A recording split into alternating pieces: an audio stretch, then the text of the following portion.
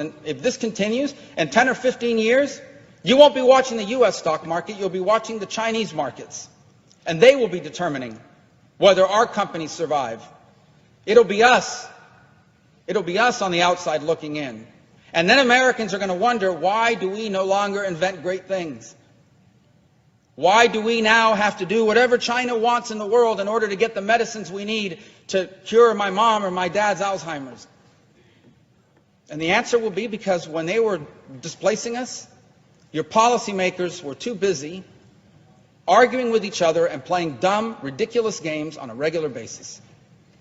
Meanwhile, China was focused like a laser with a plan, and they executed on it. This is not a game. I can think of no more significant issue from the perspective of history than what is happening now. And do not misunderstand me. I do not come here to say that I want to be unnecessarily aggressive with China or that I want there to be a confrontation. China is going to be a rich and a powerful country. And we have no problem with that. We can't have any problem with that. But there has to be a balance. It cannot be a China that is rich and powerful and an America that is weak and not prosperous. Because those imbalances are what create wars. Those imbalances are what create misery. Those imbalances are what destabilize the planet. That can't be. We need to recalibrate this relationship. It needs to be rebalanced on the trade side. It needs to be protective on our national security side. It needs to be equalized. And if it is, China can still be very successful. They're going to invent things. They're going to create jobs. They're going to become more prosperous. And that is fine. We've been doing that for 100 years. Every person in this gallery, sitting in the gallery, every person here in the well of the Senate on the floor, everyone you know has products on them, a phone, a belt, made in another country. The issue is not that other countries make things and we don't. It's not about us dominating everything. It's about balance. And this is not balanced. This is headed to a dramatic imbalance, and the imbalance used to be they made cheap things and sent it back to us so we had lower prices. That's what's happened for the last 30 years.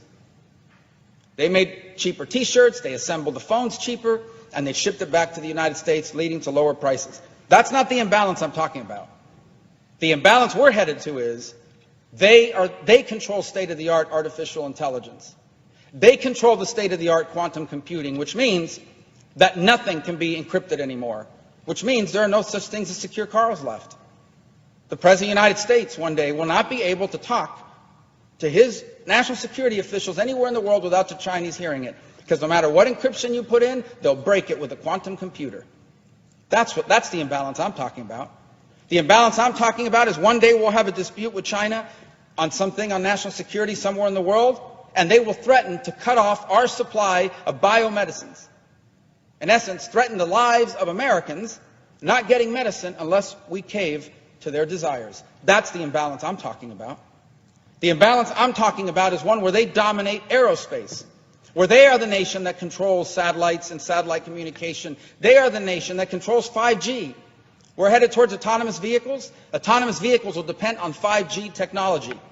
And China will dominate the world in 5G, and we will depend on it.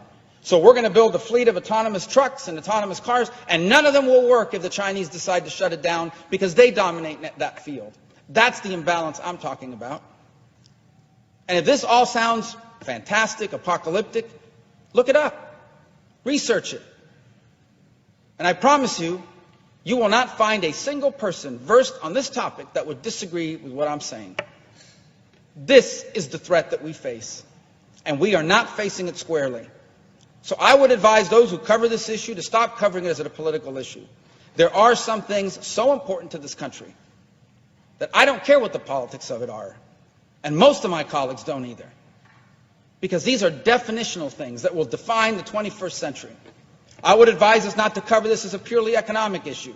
Because there is a way to grow the trade gap in the short term. We can sell them a lot more of the things China is willing to buy anyway. They don't intend to lead the world in those things in exchange for them dominating us in the long run. Get rid of the short-term thinking and start thinking our competitor has a 50, 100, 20, and 5-year plans. And we don't even know what we're going to be talking about next week. It is time to wake up to this threat. because we have two ways forward.